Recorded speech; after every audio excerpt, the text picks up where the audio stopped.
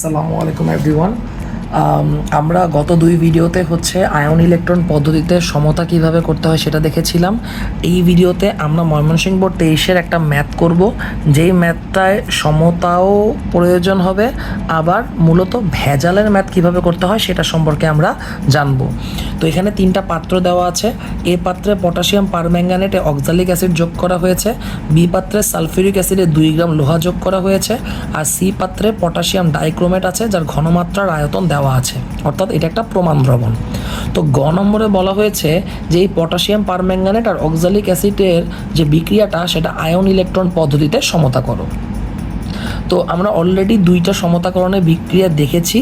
তো আজকে আমরা 3 নম্বর সমতাকরণের বিক্রিয়া দেখব, যাতে আমাদের প্র্যাকটিসটা আর একটু নিখুঁত হয়ে যায় পরীক্ষার আগ দিয়ে। তো প্রথমে আমরা কি বলেছিলাম যে প্রথমে করতে হবে বিজারণ অর্ধ বিক্রিয়া। তো বিজারণ অর্ধ বিক্রিয়ায় পার্টিসিপেট করবে জারক, আর পটাশিয়াম পারম্যাঙ্গানেট আমাদের জারক। আমরা কিন্তু প্রথম ভিডিওতে পটাশিয়াম পারম্যাঙ্গানেট ব্যাখ্যা করে এসেছি, তাই আমি আগে থেকেই বিক্রিয়াটা এখানে লিখে ফেলেছি যে পটাশিয়াম আয়নকে বাদ দিলে পারম্যাঙ্গানেট থাকবে, যেখানে ম্যাঙ্গানিজ চেঞ্জ হয়ে 2+ হবে, আর অক্সিজেন পানিতে পরিণত হবে। এই 8টা হাইড্রোজেনকে আমি এই পাশে বসাবো, আর পটাশিয়াম পারম্যাঙ্গানেটের তুল্য সংখ্যা 5 একবারে মুখস্থ বসায় দিব, শেষ। এবার আমরা আসবো জারণ অর্ধ বিক্রিয়ায়। জারণ অর্ধ বিক্রিয়াটা এখানে নতুন, কারণ এখানে জারণ অর্ধ বিক্রিয়া আমরা নিয়েছি অক্সালিক অ্যাসিড। তো অক্সালিক অ্যাসিডের আমি যদি H2 কে বাদ দেই তাহলে অক্সালেট আয়ন থাকবে, যার সংকেত হচ্ছে C2O4 2-। এবার আমাকে আবারও মুখস্থ রাখতে হবে যে অক্সালেট আয়ন পরিবর্তিত হয়ে কি পাবো আমরা। তো অক্সালেট আয়ন পরিবর্তিত হয়ে পাওয়া যায় কার্বন ডাই অক্সাইড। এটা আমাদেরকে মুখস্থ করতে হবে, অক্সালেট আয়ন পরিবর্তিত হয়ে কি পাওয়া যাবে, কার্বন ডাই অক্সাইড। আচ্ছা, এখন আমরা জানি জারণ মানে ইলেকট্রন ছাড়ন। তো কয়টা ইলেকট্রন ছাড়া হলো মূলত? তো এখানে আমি অক্সালেট আয়নে কার্বনের জারণ সংখ্যা কত বের করে রেখেছি। অক্সালেট আয়নে কার্বনের জারণ সংখ্যা হচ্ছে +3। ওকে, তাহলে এখানে একটা কার্বনের জারণ সংখ্যা +3, বাট কার্বন তো আছে 2টা, তার মানে এখানে টোটাল জারণ সংখ্যা হচ্ছে কার্বনের +6। ওকে, আচ্ছা, আবার এখানে আরেকটা জিনিস খেয়াল রাখতে হবে, যেটা আমরা পটাশিয়াম ডাইক্রোমেটের বিক্রিয়া দেখেছিলাম, যে বাম পাশে কার্বন আছে 2টা, বা ডান পাশে কার্বন 1টা, আবার বাম পাশে অক্সিজেন 4টা, ডান পাশে অক্সিজেন 2টা। তাহলে আমি এখানে একটা 2 দিয়ে 2 পাশটা কি করে ফেলবো, ব্যালেন্স করে ফেলবো। আচ্ছা, এবার আসি কার্বন ডাই অক্সাইডে কার্বনের জারণ সংখ্যা কত, এটা আমাদের সবারই জানা আছে, সেটা হচ্ছে +4। ওকে, কিন্তু কার্বন তো 2টা আছে, তাহলে 4 দুগুণা কত হইলো, 4 দুগুণা হয়ে গেল 8। তার মানে বাম পাশে কার্বনের জারণ সংখ্যা +6, ডান পাশে কার্বনের জারণ সংখ্যা +8, তাহলে 6 থেকে 8, তাহলে ব্যবধান কত, 2। তার মানে এখানে অক্সালেট আয়ন 2টা ইলেকট্রন কি করেছে, ত্যাগ করেছে। আচ্ছা, অনেকের মনে কোশ্চেন হতে পারে যে এইখানে কেন অক্সিজেন পানিতে পরিণত হলো না, কারণ আমি আপনাদেরকে বলেছি জারকের অক্সিজেন পানিতে পরিণত হয়, বাট অক্সালিক অ্যাসিড তো এখানে বিজারক, তো সেই জন্য এখানে কিন্তু পানি তৈরি হবে না। এবার আমাদের নেক্সট কাজটা কি ছিল, ইলেকট্রনের সমতা। তো এখানে 2টা ইলেকট্রন ত্যাগ হয়েছে আর 5টা ইলেকট্রন গ্রহণ হয়েছে, তাই 2টাকে ব্যালেন্স করার জন্য আমি প্রথম বিক্রিয়ার উভয় পক্ষে 2 গুণ করে দিব। প্রথম বিক্রিয়ার উভয় পক্ষে আমি 2 গুণ করে দিলাম, আর দ্বিতীয় যে বিক্রিয়াটা আছে তার উভয় পক্ষে আমি 5 গুণ করে দিব। এতে করে আমার ইলেকট্রন এর সমতা হয়ে যাবে 10টা 10টা করে।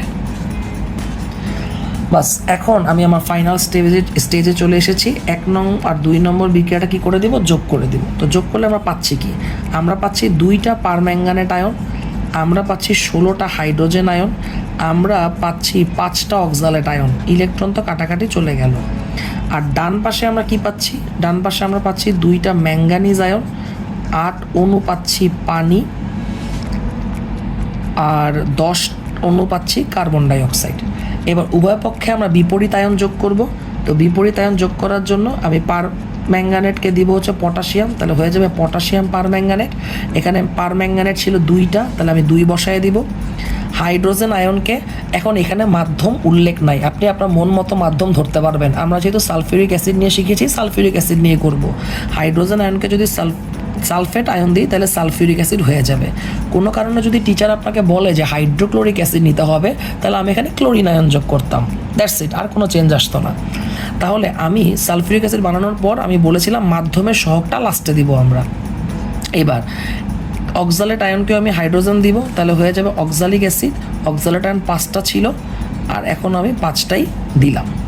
এবার ডান পাশে কি চেঞ্জটা আসবে, ম্যাঙ্গানিজ আয়নকে দিলাম হচ্ছে সালফেট, হয়ে গেল ম্যাঙ্গানিজ সালফেট। ও 2টা ছিল 2 বসায় দিলাম। 8 অণু পানি, এটা তো একটা যৌগই। 10 অণু কার্বন ডাইঅক্সাইড, এটাও যৌগ। অ্যান্ড আবারও সেম জিনিসের রিপিটেশন হচ্ছে, ডান পাশে কোনো পটাশিয়াম নেই বাট বাম পাশে পটাশিয়াম আছে। তাহলে আমি যে কাজটা করব, আমি একটা পটাশিয়াম সালফেট রেখে দিব। এখানে পটাশিয়াম 2টা আছে, এখানেও পটাশিয়াম কিন্তু 2টা হয়ে গেছে। এবার বাকি রইল মাধ্যম মানে হাইড্রোজেন আয়ন।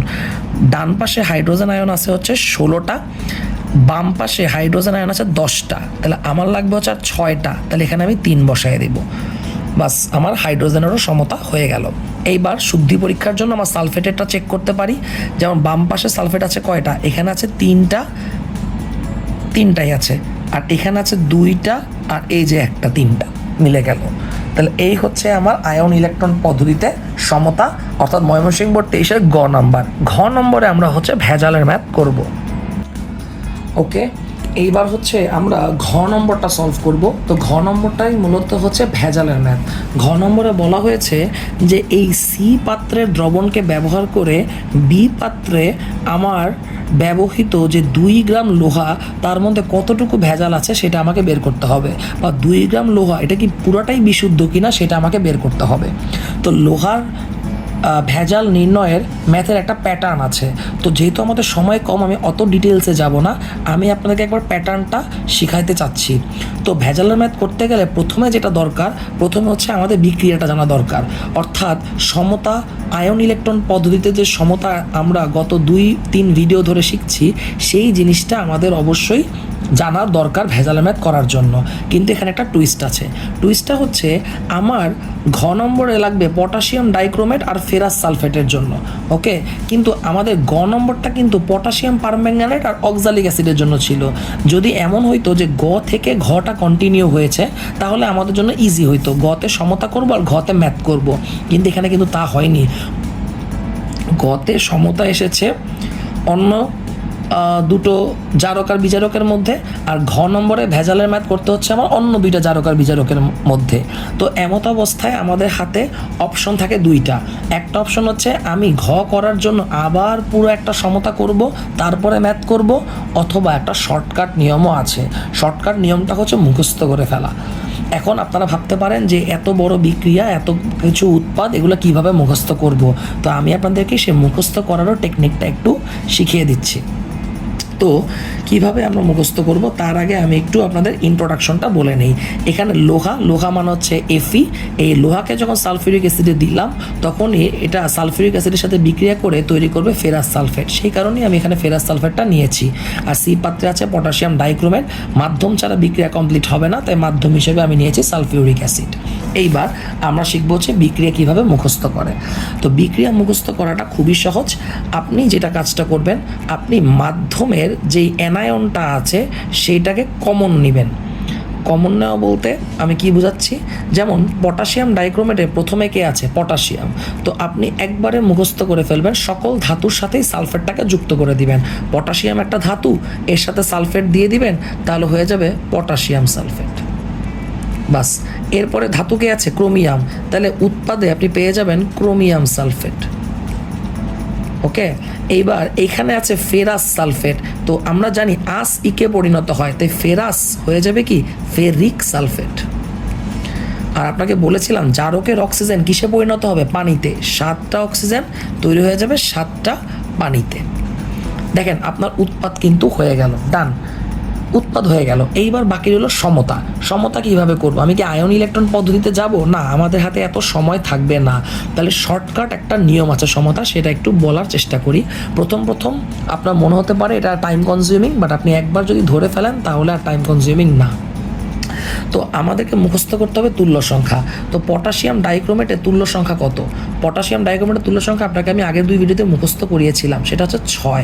পটাশিয়াম পারম্যাঙ্গানেট 5 আর পটাশিয়াম ডাইক্রোমেট হচ্ছে 6।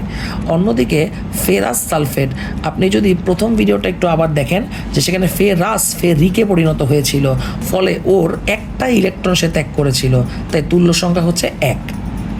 এবার আপনাকে যে কাজটা করতে হবে, এই 6টাকে বসাবেন হচ্ছে ওর সাথে, আর 1কে বসাবেন ওর সাথে, মানে একটা ইন্টার কানেকশন করে ফেলবেন। তাহলে আমি এই পাশে 1 বসিয়ে ফেললাম, এই 1টাকে আমি আর মুছতে পারবো না, আর এই পাশে আমি 6 বসিয়ে ফেললাম, এই 6টাকে আমি আর মুছতে পারবো না।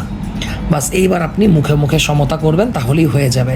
যেমন এবার আমি চেক করব, আমার কাছে পটাশিয়াম আছে 2টা, পটাশিয়াম আছে 2টা, মিলে গেল। ক্রোমিয়াম আছে 2টা, ক্রোমিয়াম আছে 2টা।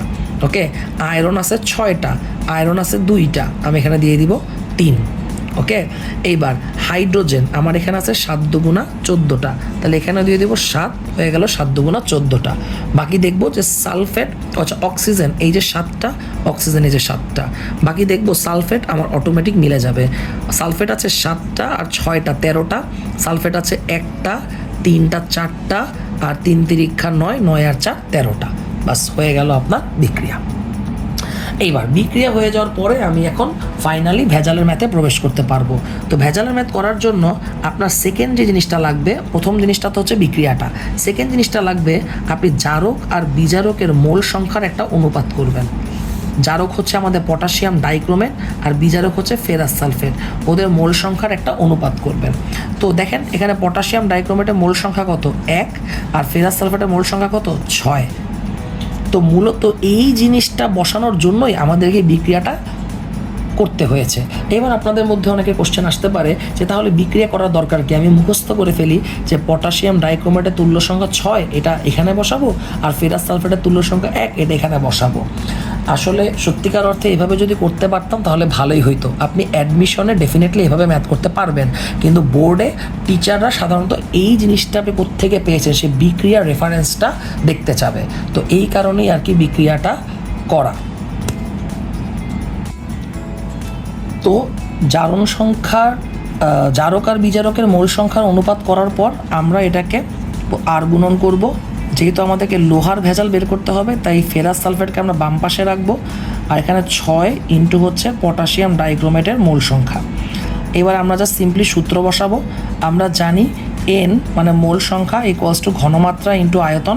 তাই আমাদের প্রশ্নে কিন্তু দেওয়া ছিল যে পটাশিয়াম ডাইক্রোমেটের ঘনমাত্রা দেওয়া ছিল হচ্ছে 0.1 আর আয়তন ছিল 25 ml। তাহলে আমি সেটাই বসাবো, ঘনমাত্রা হচ্ছে 0.1 মোলার আর আয়তন হচ্ছে 25 ml। অবশ্যই মিলিলিটারকে লিটারে কনভার্ট করার জন্য আমরা 1000 দিয়ে কী করব, ভাগ করব। আচ্ছা, তো এটা এখন আমাদেরকে ক্যালকুলেটর চাপতে হবে। তো ক্যালকুলেটর চাপলে আমাদের মান আসবে 0.015 মোল। এইবার আমি যে কাজটা করব, আমাকে তো লোহার ভেজাল বের করতে বলা হয়েছে, কিন্তু বাম পাশে তো লোহা না, লোহার সালফেট আছে। তো আমি এইটাকে সিম্পলি জাস্ট এইভাবে লিখতে পারবো যে ফেরাস সালফেটে মধ্যে কে আছে, ফেরাস আয়ন আছে। এই ফেরাস আয়নের মানই হচ্ছে 0.015 মোল। কারণ আমরা জানি যে ফেরাস সালফেটকে যদি আমি আয়নিত করি তাহলে আমি ফেরাস আয়ন পাবো আর সালফেট আয়ন পাবো। তো ফেরাস সালফেটের যে মোল সংখ্যা, ফেরাস আয়নের মোল সংখ্যা কি সেমই আসবে। তাই ফেরাস সালফেটকে আপনি ডাইরেক্ট সুইচ করে ফেরাস আয়ন লিখতে পারেন, কোনো সমস্যা নাই। এবার আমাদের নেক্সট কাজ হচ্ছে মোলটাকে গ্রামে কনভার্ট করা, আর সেই জন্য আমাদেরকে জানতে হবে 1 মোল লোহা মানে কত গ্রাম। এটা আমাদের মুখস্থ, আমরা জানি 1 মোল লোহা মানে 55.85 গ্রাম। প্রশ্নে যদি 56 বলে তাহলে 56 ব্যবহার করবেন, না হলে 56 ব্যবহার করবেন না, এক্স্যাক্ট মানটা ইউজ করবেন, সেটা হচ্ছে 55.85। তো আমি যদি ক্যালকুলেটার চাপি তাহলে মান আসবে 0.83775 গ্রাম। এই যে গ্রামে যে ভ্যালুটা আমাদের আসবে, মনে রাখতে হবে এইটাই হচ্ছে আমাদের বিশুদ্ধ লোহা, এটাই হচ্ছে আমাদের কি বিশুদ্ধ লোহা। কিন্তু আমাদের কিন্তু প্রশ্নে যে লোহার পরিমাণটা দেওয়া ছিল সেটা ছিল 2 গ্রাম, অর্থাৎ এই 2 গ্রামের মধ্যে মাত্র 0.83 গ্রাম হচ্ছে বিশুদ্ধ। তাহলে বাকিটুকু কি অবশ্যই ভেজাল। তাহলে আমরা যদি ভেজাল নির্ণয় করতে চাই, আমরা সেই 2 গ্রাম থেকে 0.83775 বিয়োগ করে দিব, তাহলে আমাদের আসবে 1.16225 গ্রাম। এবার অনেক সময় শতকরা পরিমাণ চায়, তো শতকরা পরিমাণ বের করা খুবই সহজ। যেখানে লবে বসাবো আমি ভেজালের পরিমাণ 1.16225, আর হরে বসাবো আমার আদি ভ্যালু যেটা ছিল 2 গ্রাম, ইন্টু করবো 100%। তাহলে আমাদের ভ্যালু আসবে 58.11%। তার মানে এখানে প্রায় 58% কী আছে, ভেজাল। আপনি যদি 100 থেকে 58 বিয়োগ করেন মানে 42%-এর মতো আসবে, সেটা হচ্ছে আপনার বিশুদ্ধতার পরিমাণ। তাহলে এই হচ্ছে ভেজালের ম্যাথ। তাহলে ভেজালের ম্যাথ করার জন্য আমাদের প্রথমে বিক্রিয়াটা করতে হবে। বিক্রিয়াটা কিভাবে করতে হয় শর্টকাট আমি দেখিয়েছি। এর আগে যে আমরা 3টা বিক্রিয়ার সমতা দেখিয়েছিলাম, ওই 3টা বিক্রিয়া দিয়ে এবার আপনি নিজে নিজে প্র্যাকটিস করেন যে ডাইরেক্ট মুখস্থ আপনি সমতা আর উৎপাদ বের করতে পারেন কি না। সেকেন্ড স্টেপ থেকে আমাদের মূল ম্যাথটা শুরু হয়েছে, যেখানে জারক আর বিজারকের আমরা মোল সংখ্যার অনুপাত করব। আর লোহার ভেজাল মানে অবশ্যই লোহাকে বাম পাশে রাখবো। আপনি মোল সংখ্যাটাকে তারপরে গ্রামে কনভার্ট করবেন, আর গ্রাম যে লাস্ট যে ভ্যালুটা পাবেন সেটাই হচ্ছে আপনার বিশুদ্ধ লোহা। আর তারপর ভেজাল বের করার জন্য আপনার প্রদত্ত লোহার ভর থেকে এই বিশুদ্ধর মানটাকে মাইনাস করতে হবে, তারপর সেটাকে শতকরায় কনভার্ট করতে হবে। আশা করি সবাই বুঝতে পেরেছেন। Best of luck for your exams.